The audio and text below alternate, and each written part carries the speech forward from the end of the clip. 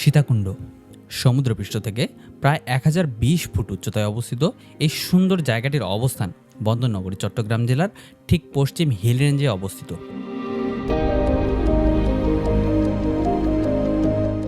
70 kilometre দৈর্ঘ্যের সুউচ্চ পাহাড়টির সর্বোচ্চ চূড়া হিসেবে ধরা হয় এই চন্দ্রনাথ পাহাড়কে, যার চূড়ায় দাঁড়ালে আপনি উপভোগ করতে পারবেন এক অন্যরকম নৈসর্গিক সৌন্দর্য। পাহাড় থেকে সমতল, ঝর্ণা থেকে সমুদ্র, কি নেই এখানে! প্রকৃতি যেন তার আপন মনে সাজিয়েছে এই স্থানটিকে।